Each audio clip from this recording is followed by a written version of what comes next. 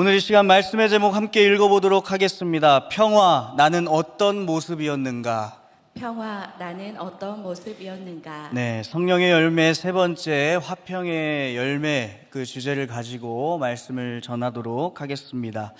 여러분, 우리 교회에서 많이 사용하는 단어 중에 하나가 바로 이 화평, 평화라고 하는 단어일 겁니다. 화평은 무슨 뜻을 가지고 있을까 보니까 화평, 화할 화, 평평할 평이라고도 하고 화목할 화, 화평할 화평이라고 이야기를 하고 있지요. 우리가 잘 알고 있는 히브리어로 샬롬, 헬라어로 에이레네라고 하는 단어를 가지고 있습니다. 더 세부적으로 이 단어의 뜻을 보면 화목하고 평온, 온화하고 태평, 화해와 일치로 인해서 평화가 유지되는 것, 그리고 외형적이고 일시적인 화평이 아닌 죄사함을 얻고 더 중요한 것은 하나님과 끊어진 관계를 회복함으로써 누리는 영원하고 참된 평화라고 하는 것이 화평의 뜻입니다. 우리 옆에 분 바라보면서 이렇게 한번 인사해 보겠습니다. 샬롬, 하나님의 평강이 당신과 함께 하기를 바랍니다. 네, 진심을 담으시고 하시는 거죠. 표정은 막 이런데 막 네. 우리가 살아가는 이 시대에도 이 화평이 넘치면 좋겠지만 살아가는 시대가 그러지는 못한 것 같습니다. 매일 사건 사고가 끊이지 않는 뉴스를 접할 때 어떻게 저런 삶들이 있을 수 있을까? 나와는 상관없는 삶이라고 생각을 했는데 내 옆에서는 평화가 깨지고 화평이 사라지는 모습들, 또 세계 곳곳에서 전쟁이 일어나고 개인의 이익과 한 사람의 야욕을 위하여서 일어나는 그런 모든 문제들을 보면 이 화평이 깨지는 모습들을 우리는 발견할 수가 있습니다. 또 우리의 삶을 보면 어떻습니까? 우리의 삶을 표현할 때 전쟁이라고 하는 표현을 많이 쓰지요. 생존 전쟁, 입시 전쟁, 무역 전쟁, 승진 전쟁, 또 이념 전쟁 등등등 우리의 삶 가운데 많은 갈등과 어려움들을 전쟁이라고 표현하는, 화평과 멀어 보이는 그 전쟁이라는 표현을 사용하면서 우리 삶 가운데선 화평이 사라지는 그 모습들을 발견할 때가 있습니다. 내가 살아가는 사회, 일터, 또 가정에서 평화가 없어 보이는 현실을 우리는 마주하며 살아가고 있지요. 그 어느 때보다 그리스도인의 자세와 행동이 또한 중요한 시기라는 생각들이 많이 들 때가 있습니다. 오늘 말씀에서 평화가 사라진 모습들을 발견할 수가 있는데요. 우리가 잘 알고 있는 이 가늠하다 붙잡힌 여인의 이 본문의 말씀을 가지고 오늘 이 시간 함께 말씀 속의 내용들을 보도록 하겠습니다. 첫 번째는 고발과 갈등이 넘치는 현장을 우리는 이 시간 말씀을 통해서 확인할 수가 있습니다. 오늘 본문의 내용은 예수님께서 성전에 머무르시며 백성들을 가르치고 있는 상황들임을 우리는 말씀을 통해 확인할 수가 있습니다. 2절에 보니 다시 성전으로 들어오시고 백성이 다 나와 가르침을 받는다라고 이야기를 하고 있지요. 그런데 이 가르침의 현장을 반전시키는 상황이 바로 이어서 등장합니다. 서기관들과 바리새인들이 한 여인을 고발하여 분위기를 바꾸고 있습니다. 그들의 고발 내용은 이렇습니다. 우리 4절, 5절 같이 한번 읽어보도록 하겠습니다. 예수께 말하되 선생이여, 이 여자가 간음하다가 현장에서 잡혔나이다. 모세는 율법에 이러한 여자를 돌로 치라 명하였거니와 선생은 어떻게 말하겠나이까? 간음하다가 현장에서 붙잡힌 여인이 있는데 그들의 고발 내용은 율법에 보니까 이 여인을 돌로 쳐서 죽이라고 적혀 있습니다. 어떻게 하겠습니까? 주님께 묻고 있는 현장입니다. 여러분, 이들이 이렇게 주님 앞에 고발하며 나오는 행동에 대한 목적이 조금 빨리 나오지요. 6절 상반부에 보면은 고발할 조건을 얻고자 하여 예수를 시험함이러라. 이 여인을 끌고 와서 고발하는 현장의 목적은 예수 그리스도를 시험하여 예수님을 고발하기 위함이다라고 성경 말씀은 기록하고 있습니다. 왜 그랬을까? 예수 그리스도는 당시 기득권층, 또한 자신들이 하나님의 백성이라는 생각이 빠진 이들에게 눈엣 가시 같은 존재였습니다. 예수님은 어떤 말씀을 선포하셨죠? 나는 하나님의 아들이며 너에게 영원한 생명을 주기 위하여 이 땅 가운데 온 선지자 메시아임을 선포하며 다니셨습니다. 그들에게 있어서 예수님이 싫었고 죽이고 싶은 존재였습니다. 그래서 때마다 시마다 예수 그리스도를 고발하기 위하여 또 고민하고 또 사건들을 돌아봤던 것이 바로 오늘 나와 있는 서기관들과 바리새인들의 모습이었던 것이죠. 그 목적을 가지고 나왔던 모습이 바로 오늘 본문의 말씀 가운데 하나입니다. 특히 오늘 이 말씀은 요한복음 5장 22절 23절의 이야기를 비꼬기 위함인데요. 이렇게 기록되어 있습니다. 아버지께서 아무도 심판하지 아니하시고 심판을 다 아들에게 맡기셨으니 이는 모든 사람으로 아버지를 공경하는 것 같이 아들을 공경하게 하려 하심이라. 아들을 공경하지 아니하는 자는 그를 보내신 아버지도 공경하지 아니하느니라. 서기관과 바리새인들은 어떻게 비꼬기 위함입니까? 네가 하나님의 아들이며 심판이 너에게 있다고? 우리가 너를 따라야 한다고 하는데 하나님이 주신 율법 안에서 정해진 당연한 규율 안에서 어떻게 이해하고 행동할지 예수님을 시험하고 조롱하기 위함이었던 것입니다. 불순한 의도에서 시작된 질문이 되는 것이겠지요. 그들의 행동에 문제가 되는 것이 하나 있습니다. 오늘 말씀에서 조금 이상한 부분 하나 있지 않습니까? 어떤 걸까요? 오늘 이 본문에서 고발당한 여인의 모습을 통해서 우리가 발견할 수 있는 문제가 하나 있습니다. 그게 뭘까요? 왜 여자만 잡혀왔을까? 가늠한 여인. 그죠? 그 가늠한 남자는 왜 같이 고발당하지 않았을까? 여러분, 가늠이라면 분명히 혼자가 아닌 쌍방의 문제가 될 것입니다. 그런데 오늘 가늠한 남자는 어디에도 등장하고 있지 않습니다. 그는 어디에 있을 것인가? 오늘 서기관과 바리새인들이 가지고 온 말씀이 신명기 22장 22절, 24절에 기록이 되어 있는데요. 어떤 남자가 유부녀와 동침한 것이 드러나거든 그 동침한 남자와 그 여자를 둘 다 죽여 이스라엘 중에 악을 제할지니라. 처녀인 여자가 남자와 약혼한 후에 어떤 남자가 그를 성읍 중에서 만나 동침하면 너희는 그들을 둘 다 성읍 문으로 끌어내고 그들을 돌로 쳐 죽일 것이니. 분명히 말씀 가운데에서는 여자만 죽이라고 돼 있나요?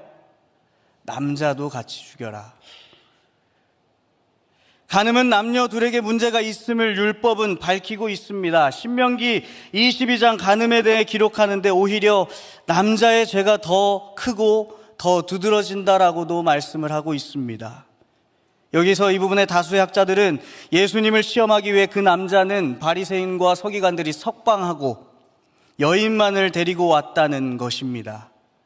고발자들의 잘못은 두 가지입니다. 첫 번째는 율법을 지키는 것처럼 포장했지만 그들이 율법 위에 있는 모습으로 율법을 이용한 것과, 율법의 주관자는 하나님이시고 그 기준은 하나님께 있지만 그들이 기준이 되고 그들이 고발자가 되고 그들이 율법 위에 있으려고 했던 것이 그들의 첫 번째 문제이고, 두 번째는 상대적 약자였던 여자만을 고발하여 하나님의 공의와 정의를 무너뜨린 것입니다. 이것이 서기관과 바리새인들의 문제이시요. 여인도 분명한 죄인이었지만 불순한 의도 가운데 다수의 사람 앞에 조롱당하고 무시당하는 여인의 모습을 오늘 본문을 통해 우리는 발견할 수가 있는 것입니다. 여러분, 이것이 6절 상반부에 나와 있는 예수를 시험하고 잡기 위하여 사적 제재를 가하고 있는 그들의 모습을 증언하고 그것을 발견할 수 있는 그들의 목적이 얼마나 불순했는지를 나타내는 본문의 내용입니다. 누구보다 거룩하며 하나님의 뜻을 따라야 하는 종교 지도자들이 그저 자신들의 만족과 이기심을 이루기 위해 겉은 거룩한 척하나 속은 더럽고 추악한 그들의 모습이 나타나 있는 것이지요. 주님을 잡기 위해 갈등과 고발이 난무하는 그들의 모습이 적나라하게 나타나 있는 것이 오늘 성경 말씀 가운데 나와 있는 이 현장의 모습일 것입니다. 우리 두 번째로 들어가서 한번 페이지 두 번째를 볼 텐데요. 나는 그렇다면 어떤 모습이었는가? 오늘의 본문을 가지고 우리는 이렇게 질문해 보아야 됩니다. 나는 어떤 모습이었는가? 오늘 본문의 등장인물들은 크게 이렇게 정리해 볼 수가 있습니다. 군중들 사이로 여인을 고발하는 종교 지도자들, 또한 붙잡힌 여인, 그리고 예수님입니다. 이들 중 우리는 어떤 모습이었습니까? 종교 지도자와 여인을 중심으로 우리의 모습을 점검해 보려고 하는데요. 우리 첫 번째는 내가 종교 지도자와 같음을 발견해야 할 것입니다. 내가 종교 지도자들과 같은 모습이 내 삶 가운데 있지는 않았는가? 종교 지도자의 모습을 통해 발견할 수 있는 죄악은 무엇입니까? 바로 교만한 모습입니다. 특권 의식에 빠져 있던 이들이 강압적이고 폭력적이며 자신들의 이익을 위해 물불 가리지 않는 사람들입니다. 그런데 교회 안에서 이런 문제들이 심심치 않게 발견하고 있는 것, 또 그리스도인들이 사회 안에서 살아가면서 이런 모습들을 나타내는 모습들을 발견할 때가 있습니다. 성경 말씀에서 이야기하는 사랑과 용서, 포용이 아닌 대생각과 경험, 정치적 이념, 사회적 계급, 직분의 특권화 등을 통해 다른 이들을 정죄하며 억압하는 일들이 지금 우리의 삶 가운데서 발견되고 있다라는 것이지요. 왜 이렇게 자수의 영보다 고발의 영이 이렇게 앞장서는지, 내가 잘못한 것은 다 숨기려고 하지만 남의 잘못을 하나 캐치하면 그냥 두지를 않습니다. 어떻게든 까내리려고 하고, 그게 나의 경쟁 상대라고 하면, 그게 내 밑에 있는 사람들이라고 하면 어떻게든 끌어내리려고 그런 모습들이 우리 삶 가운데 있지요. 슬프고 어려운 현실은 오래된 신앙인일수록, 또 성직자라 불리는 목사, 전도사일수록, 또 중직자일수록 이런 일들이 발생하는 현실들을 통해서 많은 생각들을 가지게 합니다. 목회데이터 연구소의 3040 세대 개신교인 신앙의식을 조사한 것이 있습니다. 코로나 이후 30세대, 40세대 현장 예배 이탈자가 40%에 육박한다고 합니다.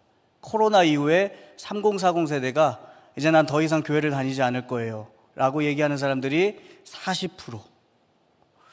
여러 가지 내용들이 있지만 그중에 그들의 이탈 이유에 대해 집계를 한 것이 있는데, 이후에 첫 번째가 뭐였냐면 기독교인들의 생활이 비도덕적이고 이중적이어서라고 하는 것이 1등이었습니다. 여러분, 교회를 다니고 있었던 3040 세대, 또 여기서 보니까 어떻게 표현을 하냐면 부모님께 어려서부터 손잡고 나와 정착한 3040 세대들이라고 표현을 하더라고요.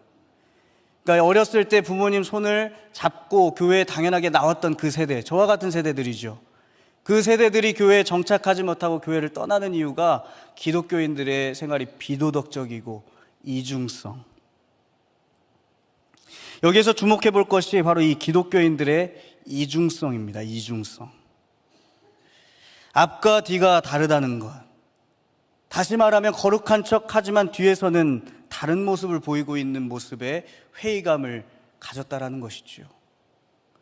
남들이 잘못했다라고 이야기를 하지만 정작 그의 삶을 돌아봤을 때 그의 삶 역시 하나님 앞에서 이중적인 모습을 보이고 있는 그들의 태만한, 자신은 돌아보지 않은 채 다른 이들의 잘못과 치부를 드러내는 일에 앞장서고 있는 모습도 이와 같은 모습들입니다. 여러분, 그런데요, 이 3040 세대의 이탈이 문제가 아니라 더 넘어서 사회에서 기독교를 바라보는 일위 역시도 이와 같다라는 겁니다. 교회를 더 이상 겉으로는 거룩하지만 다른 모습을 보이고 있는데 회의감을 가지는 그런 모습들.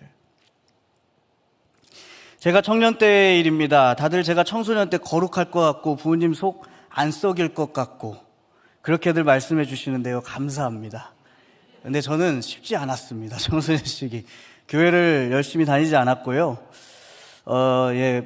집에서 가까운 교회를 가겠다고 했는데 놀러 다닌 거죠. 놀러 다니면서 예배는 그냥 썬데이 크리스천처럼 다녔고, 그냥 나와서 애들이랑 노래방 가고 PC방 가고 이런 것 때문에 생활을 했던 사람입니다. 교회에 다시 돌아와 변화되기 전 저에게 가장 중요한 신앙의 모습은, 이렇게 변할 것 같지 않았던 제 모습이 변하게 된 사건은 그 중에 하나가 뭐였냐면 바로 찬양이었습니다. 저는 찬양을 매우 좋아했고, 감사하게도 돌아왔을 때 저와 친한 형이 찬양 집회를 꼭 서울로 방학만 되면 자주 와가지고 찬양 집회에 참여하고 예배드리는 것을 많이 좋아했었습니다. 그래서 인격적인 만남으로 이어질 수 있는 계기가 저는 찬양의 시간들이었습니다. 내 심령이 변화되고 이제 예배에 대한 마음들이 바뀌게 된 것이 바로 이 찬양이지요. 그런데 어떤 목회자께서 찬양을 통해 무슨 인격적인 만남이냐라고 이렇게 얘기를 하더라고요. 기도와 예배만이 인격적인 만남이지라고 뭔가 틀을 정해놓고 이야기하는 그런 목회자들의 모습을 제가 청년회 때 봤습니다. 이것은 잘못된 것이지요. 복음의 본질이 살아있다면 주님은 누구든지 사용하시는 분인 줄로 믿습니다. 내가 어떤 찬양이든 기도가 되었든 예배가 되었든 내가 지나가다 전도를 받는 전도 대상자가 되었든 그것이 복음의 본질이 바로 살아있다면 하나님께서 인격적인 만남을 통하여 우리를 바꾸시는 분이시지요. 그런데 이 목회자분은 자신만이 가지고 있던 가치관과 자신만이 느꼈던 그 하나님만이 참된 하나님만이라고 규정하며 이야기를 했던 것입니다. 여러분, 이 모습들이 우리가 바뀌어야 되는 모습입니다. 우리의 삶의 모습은 다 다르고 우리가 가지고 있는 생각과 이념과 또한 내가 배워왔던 과정들 모든 것들이 다르고 또 특별히 하나님께로 도달할 수 있는 방법은 여러 가지가 있음을 우리는 인정하고 깨달아야 되는데 언젠가부터 율법처럼 그것을 정형화시키고 이것만이 하나님께로 갈 수 있는 이것만이 예배야 이것만이 우리의 기도야 방언만이 기도야 라고 이야기하며 하는 모습들이 우리 교회 안에서 나타나 있다라는 것이죠. 그것이 나의 신앙의 성장으로 이어지면 괜찮지만 언젠간부터 조심스럽지만 사람을 판단하거나 정죄하는 수단으로 사용되고 있는 모습들을 발견할 때가 있습니다. 그리스도인들의 모습 중 가장 안타까운 모습은 자신의 기준을 통해 남을 비난하는 것입니다. 사실 종교개혁이 일어난 것도 이와 같습니다. 성직자의 부패와 권력화를 통한 특권의식을 뒤집기 위하여 모든 이들이 성경 안에서 평등하며 그 성경 말씀을 따라갈 수 있음을 나타냈던 것처럼 내가 경험한 주님만이 진정한 주님이야. 나는 성경적으로 완벽하게 살았어. 누구도 나를 비난할 수 없어. 나는 목사야. 나는 중직자야. 누구든 내 말에 복종하고 따라야 해. 율법주의가 바로 이와 같은 모습입니다. 하나님은 없이 그저 나의 권위의식을 위하여 내가 드러나기 위하여 내가 기준이 되어버린 그런 모습들. 그러나 주님은 이것에 대해 이렇게 말씀하십니다. 마태복음 7장 2절 3절 말씀 우리 같이 한번 읽어보도록 하겠습니다. 너희가 비판하는 것 비급한으로 너희가 비판을 받을 것이요 너희가 헤아리는 그 헤아림으로 너희가 헤아림을 받을 것이니라. 어찌하여 형제의 눈 속에 있는 티는 보고 내 눈 속에 있는 들보는 깨닫지 못하느냐. 아멘. 이것이 종교 지도자들의 모습이었습니다. 두 번째, 그렇다면 우리가 여인과 같은 모습이었을 때를 우리는 발견할 수가 있지요. 여인. 바로 죄인으로 붙잡힌 그 사람. 오늘 등장하는 여인이 죄가 없다고는 이야기를 하지 않았습니다. 불순한 의도로 잡혀오기는 했지만 분명한 것은 여인 역시 죄인이었다라는 것이지요. 이 여인을 통해서는 죄를 지은 우리의 모습을 발견해야 됩니다. 여인은 간음이라는 죽어 마땅한 죄를 지었습니다. 율법에 의하면 결혼한 여성이나 정혼한 여성이 간음을 저질렀을 때 그 여인은 죽어야 함을 기록합니다. 또 유대인들의 교육서라고 할 수 있는 미시나에 의하면 이 경우 남자는 돌로 쳐 죽이고 여자는 목매달아 죽임을 당해야 한다고 기록을 하고 있습니다. 요한복음 8장에 간음한 여인은 기혼 또는 정혼한 상태로 보여지는데요. 가정이 있고 혼인한 사람이지만 죄인이 되는 것이지요. 간음을 통해서 그 가정이 깨지고 화평이 깨져버리는 그런 모습들. 죄로 인해 그는 수치와 조롱을 당하고 죽어 마땅합니다. 죄에 대하여 주님과 바울 사도는 이렇게 기록하는데요. 마가복음 7장 20절에서 23절은 예수님이 말씀하신 죄의 목록들이 나타나 있습니다. 또 이르시되 사람에게서 나오는 그것이 사람을 더럽게 하느니라. 속에서 곧 사람의 마음에서 나오는 것은 악한 생각 곧 음란과 도둑질과 살인과 간음과 탐욕과 악독과 속임과 음탕과 질투와 비방과 교만과 우매함이니 이 모든 것이 다 속에서 나와서 사람을 더럽게 하느니라. 바울 사도는요, 로마서 1장 28절 31절 통해서 죄 목록을 이야기합니다. 곧 29절이죠. 곧 모든 불의, 추악, 탐욕, 악의가 가득한 자요, 시기, 살인, 분쟁, 사기, 악독이 가득한 자요, 수근수근하는 자요, 비방하는 자요, 하나님께서 미워하시는 자요, 능욕하는 자요, 교만한 자요, 자랑하는 자요, 악을 도모하는 자요, 부모를 거역하는 자요, 우매한 자요, 배약하는 자요, 무정한 자요, 무자비한 자라. 죄 목록들을 열거하고 있는 모습을 발견하죠. 우리는 죄성을 가진 존재인입니다. 아무리 내가 죄가 없어, 나는 올바르게 살았어 이야기하지만 우리 모두는 죄인이라는 것이지요. 저는 어릴 적 아직도 제 뇌리를 스치는 죄를 지은 게 하나 있습니다. 저는 어릴 적 CD 게임을 상당히 좋아했습니다. 어릴 적에 컴퓨터에 CD를 넣어서 이 단계마다 깨가면서 그 성취감을 얻는 것이 저의 기쁨 중에 하나였습니다. 그런데 이 CD를 구매하기 위해서는 돈이 필요하겠지요. 용돈을 모아서 샀으면 좋았을 텐데 그러지 않았습니다. 어떻게 했을까요? 그 당시 부모님이 동전이랑 지폐를 모으던 저금통이 하나 있었는데 이 배를 가르지 않아도 그 돈을 꺼낼 수 있는 저금통이었습니다. 그래서 제가 이 지폐를 꺼내면 티가 나니까 정말 간악하죠. 어렸을 때 영악한 거죠. 지폐를 꺼내면 티가 나니까 이 동전들이 섞여 있는 500원짜리들이 좀 단위가 크지 않습니까? 그거를 모아가지고 그 당시 한 2,000원, 3,000원 했던 것 같아요. 그래서 6개를 딱 챙겨가지고 CD를 구매하면서 그렇게 게임을 했습니다. 이게 계속 이제 안 걸리죠. 안 걸릴 줄 알았죠. 쭉 그렇게 돼 있었는데 근데 바늘도둑이 소도둑이 된다는 것을 제가 그때 깨달았습니다. 제가 이제 저금통은 이제 시원찮은 거예요.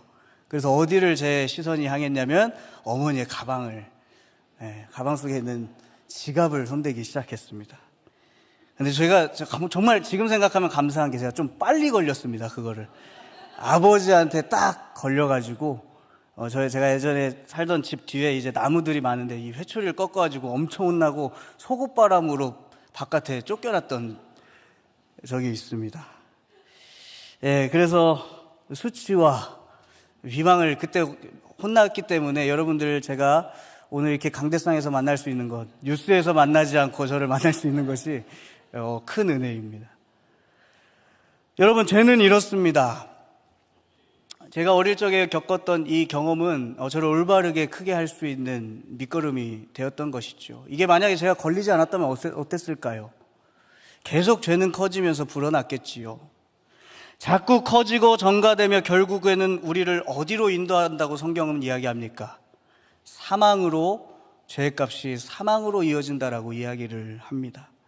여러분, 사망이 무엇입니까? 죄의 문제는 하나님과 화평이 깨진 것이 바로 영적 사망이라고 이야기를 합니다. 하나님과의 관계가 끊어지는 것, 화평이 깨어지는 것.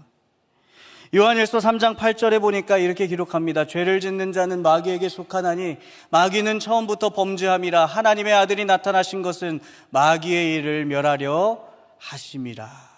죄를 짓는 자는 마귀와 상관 있는 자, 다시 말하면 하나님과 관계가 끊어져서 하나님께 속하지 않은 자들이라는 것이지요. 죄의 가장 큰 형벌은 하나님과의 화평이 깨졌다라는 것입니다. 이것이 우리가 가진 죄성의 모습, 여인의 모습을 통하여 우리가 발견해야 되는데요. 종교 지도자와 여인의 모습은 바로 이 화평을 깨는 모습인데 이 두 가지의 모습입니다. 종교 지도자의 모습은 이웃 사랑을 범하게 되며 이웃 간의 화평을 깨는 모습. 여인의 모습은 무엇입니까? 죄를 통하여서 하나님 사랑을 범하게 되며 하나님과의 관계가 깨지며 화평이 깨지는 모습. 이 두 집단의 모습이 바로 우리 안에 있음을, 내 안에 있음을 우리는 발견해야 된다는 것이죠.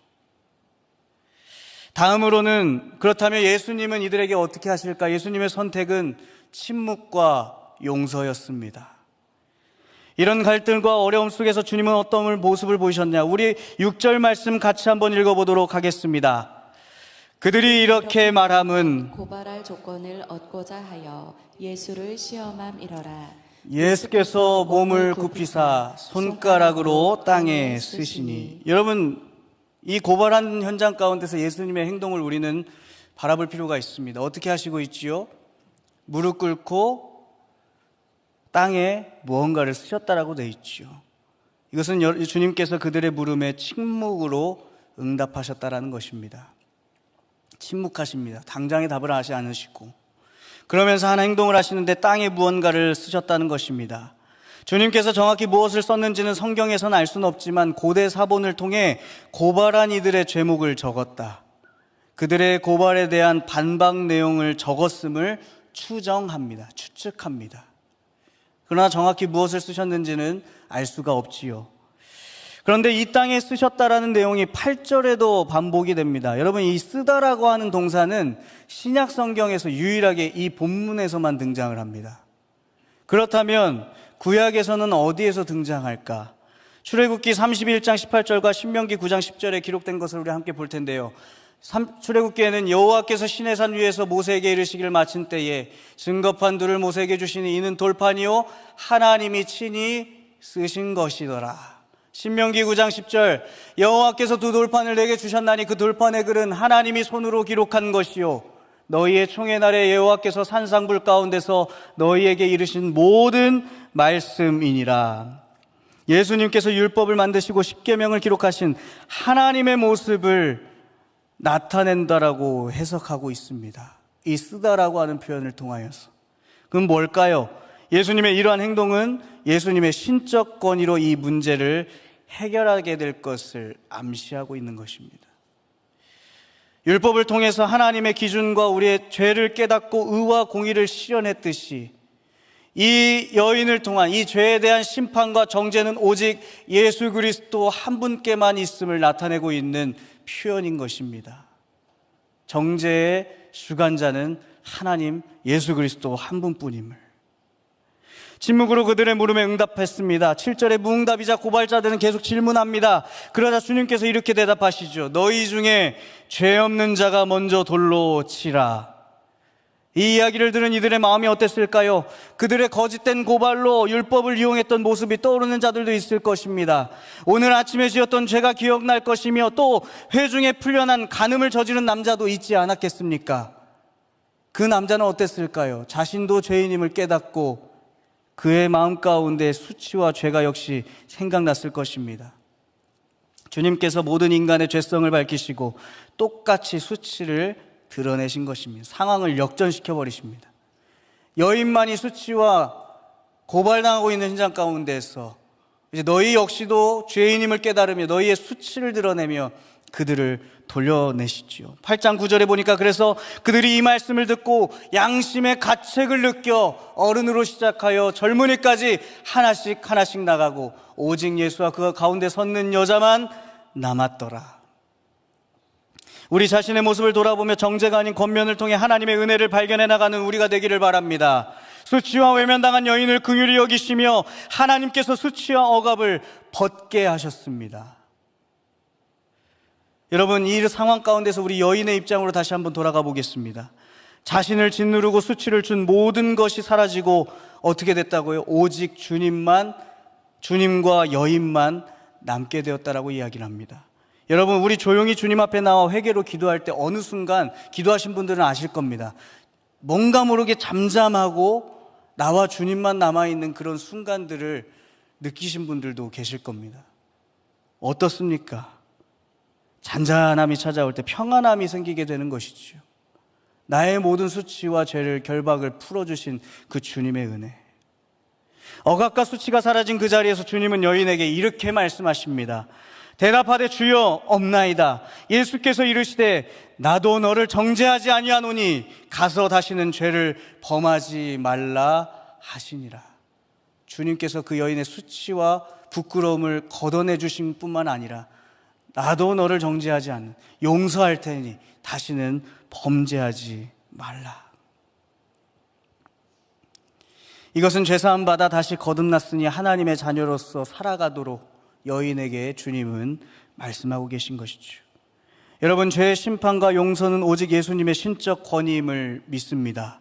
우리 역시 그 은혜를 입었음을 돌아봐야 합니다. 여전히 우리는 죄인이며 주님의 은혜 없이는 하루도 살아갈 수 없는 죄인임을 깨달아야 한다는 것이죠. 그렇다면 마지막, 우리는 어떻게 이 말씀을 받아들여야 될까? 평화, 나는 어떤 모습을 취할 것인가? 그렇다면 우리는 이제 어떤 선택을 해야 하는 것일까? 오늘 말씀은 성도님들의 삶을 정죄하기 위함이 아닙니다. 내가 잘나서 여러분들을 정죄하거나 이렇게 살아야 된다라고 이야기하기 위함이 아닙니다. 누구도 개인에 대해 판단하거나 정죄할 수가 없습니다.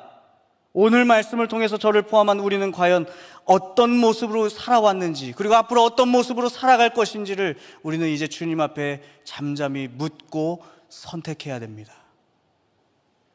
결국 문제는 나 자신에게 있다라는 것을 발견해야 된다라는 것이지요.